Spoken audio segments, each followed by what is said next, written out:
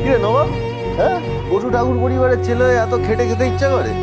আমার তো করে না ভাই। আর কিছু থাক না থাক, বাবা দাদাদের এই কোটি টাকার উপরের বাড়িটা তো আছে।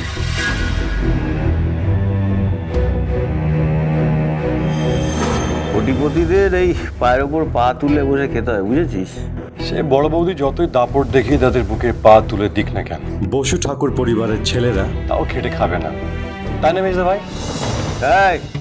এই সংসারটা কে চালায়? হ্যাঁ, একদম বড় বৌদির নামে আজে বাজে কথা শুনবো না। ফ্যামিলিটা বড় বৌদি চালায়, সেই আসল লক্ষ্মী, বুঝেছিস? কি হলো, বিষম খেলি নাকি? আরে জল খা।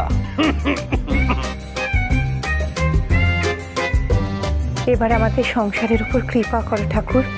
এবার সত্যিকারের একটা লক্ষ্মীমন্ত বৌমা পাঠিয়ে দাও।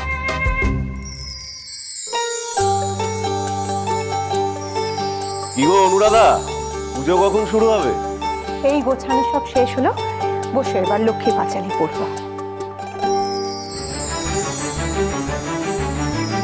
এসো মাতো লক্ষ্মী দেবী ঐশ্বর্য দায়িনী, ত্রিলোক পূজিতা মাগো বিষ্ণুর ঘরণী।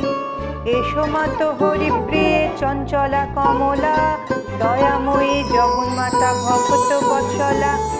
এসো মাতো সুমঙ্গলা বিরত সম্ভবে, সর্ববিঘ্ন বিনাশিনী সুখদা কেশবে। গীতবিতান, এই সেই বাড়ি যেখানে কত কত বড় বড় নামকরা শিল্পীর পা পড়েছেন একসময়। আমি এই বাড়িতে আসবো কখনো স্বপ্নেও ভাবি। আরে বসু ঠাকুর পরিবার, যে পরিবার থেকে তোর জন্য আদ্যিকালের হারমোনিয়ামটা আমি আনালাম লাখ টাকা খরচা করে। কত নিয়েছে? লাখ টাকা? আরে না, টাকাটা তো বড় কথা নয় রে নন্দিনী। এই গীতবিতান বাড়ির হারমোনিয়াম বাবার আমাকে দেওয়া শেষ উপহার। বাবার আমাকে দেওয়া শেষ উপহার গোপাল কাকা, সব তো গেল। এটা এটা তুমি সামনে রেখো গোপাল কাকা। তুমি দেখছো বাবা, আমার ভাগ্য আজকে আমাকে কোথায় নিয়ে এসছে। এসো বিষ্ণু মনোরমে ভক্ত কারণ, ডাকি দেবী পদ্মালয়ে আমি অভাজন। কতকাল রবে আর মর্ত পরিহারি, কৃপা করো এ আসনে অধিষ্ঠান করি।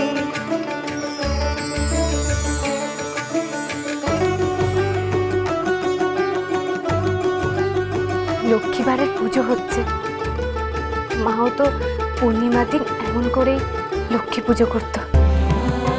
কত কত লোক আসতো, কত আনন্দ হতো তখন।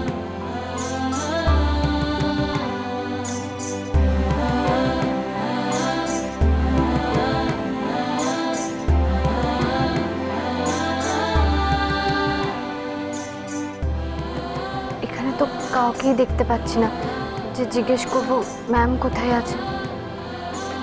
কি করব, ভেতরে যাব?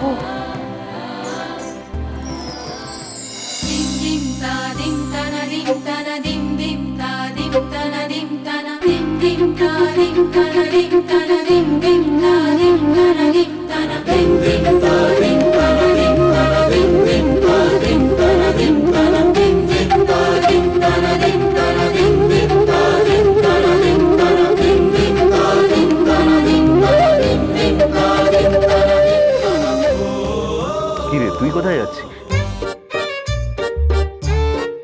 বাইরে একটু আড্ডা মেরে আসি। পুজো হচ্ছে, একটু থাক। অনেকক্ষণ চলবে তো, চলে আসবো।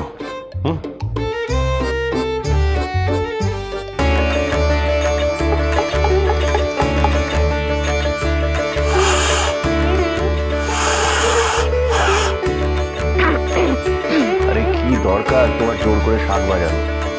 এরপরে টান উঠবে, তুমি কষ্ট পাবে, তার থেকে মেজ বৌমাকে দাও না। আমিও তো ঠিকঠাক শাকটা বাজাতে পারি না বাবা। ছেড়ে দাও না মা। আমাকে দিন।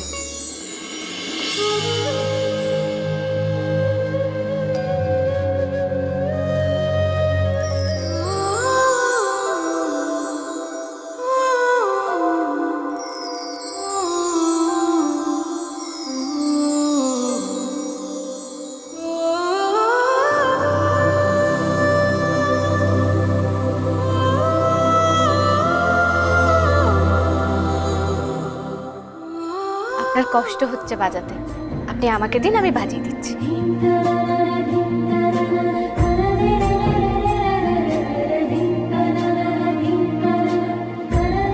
তুমি কে মা? কি সুন্দর, কি লক্ষ্মীমন্ত মুখটা তোমার। আমি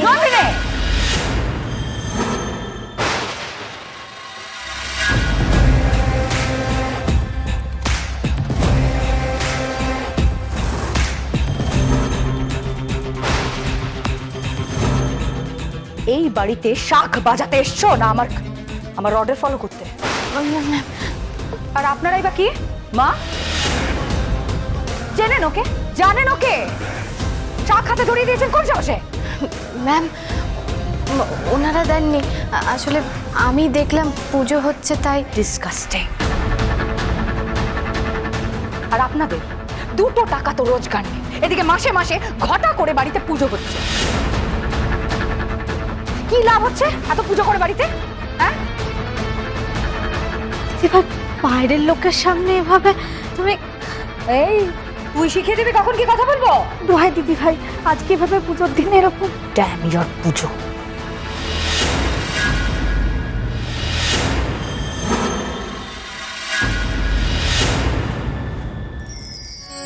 রোদ ঝলমল একটা সকাল, সুখ ছুঁয়ে থাকা আলো, আদরে সুতোয় বোনা জীবনের সবটুকু জমকালো।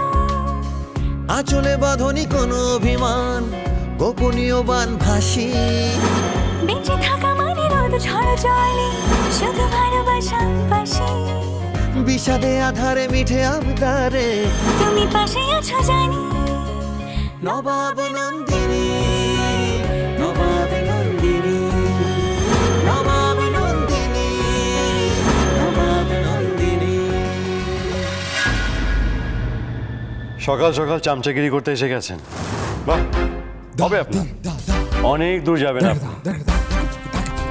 সরি, আমি চামচাগিরি করতে আসিনি, চাকরি করতে এসেছি। এই যে তোমার কাজটা এই বাড়িতে এসে পুজোর কাজে হাত লাগানো নয়।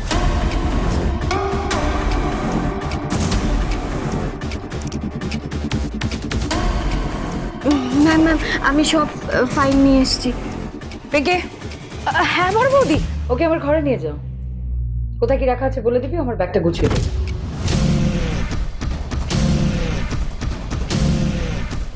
ম্যাম, আমি তো অফিসিয়াল কাজে এসেছি।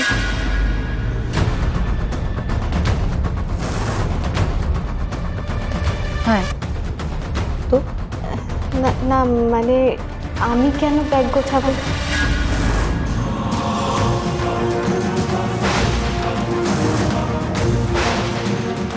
বাহ, চামচে হলেও দম আছে মেয়েটার।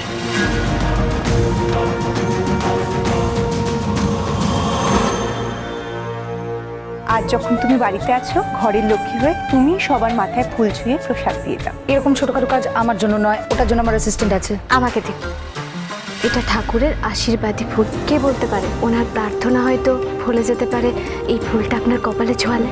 ওস্তাদ দেখো কারা এসে, দেখো ইন্ডিয়া থেকে আমরা তোমাকে সিলেক্ট করেছি। মেয়েটা কি সত্যিই লাকি? এতদিন ধরে বিদেশে ক্লাবে খেলার স্বপ্ন দেখেছি, আর আজ সেটাই সত্যি হলো। নবাব নন্দিনী।